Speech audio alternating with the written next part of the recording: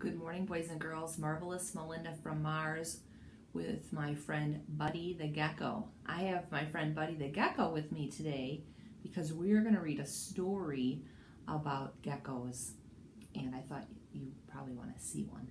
So this is Buddy, and Buddy is, I don't know how old she is, but if you look on her head, you can see the number 32 and 41. The 32 is upside down right now, and the 41, I think that might be 2. Anyway, Buddy has lived in many different places. She's lived in 2 classrooms, and she currently lives in a little girl's bedroom. And Buddy likes to stay warm, so she's nice and warm in my hand. Sometimes we like to put her inside our shirts up by our neck so she stays nice and warm. The warmer, the better. You know what she likes to eat? She likes to eat crickets and mealworms. And she is a big fan of mealworms. She actually, when we bring the container of mealworms near her, she comes right out of her little house getting ready to eat them. It's pretty cool to watch her eat the crickets too. They're alive. They think they can hop away from her, but she's fast. So anyway, we're going to read a story today. It's from this wonderful book, 5-Minute Devotions for Children. If you're looking for a good devotional book for your kids, this is a really good one. So here we go. Today's is going to be about geckos and their disappearing tails. Here we go. Geckos are the only lizard that makes sounds other than hissing.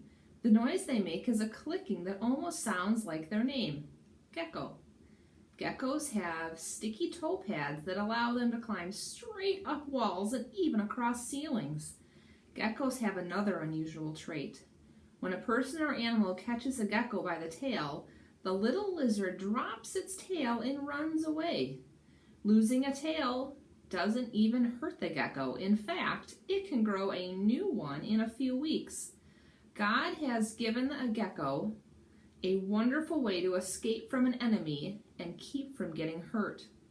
When we are being hurt or are frightened, it is sometimes a good thing to run to a safe place. We cannot leave a part of ourselves behind, but God has given us a way to be safe too. We can tell a grown-up that we trust and ask them to help us. We can ask God to help us too. God wants all of His creation to be safe.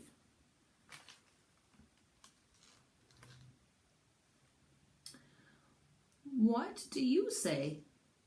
Can you count the geckos in this picture? There's a lot of them in there. It's a lot of geckos. What is something that frightens you or makes you scared? Where could you go to be safe?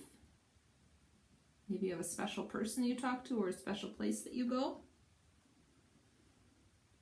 What can the gecko do when he is caught or frightened? Why do you think God wants all of His creation to be safe?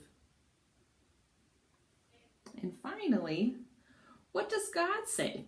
The name of the Lord is a strong fortress. The godly run to Him and are safe. Proverbs 18:10. We hope you enjoyed this story as much as we did. We will see you next time. Take care.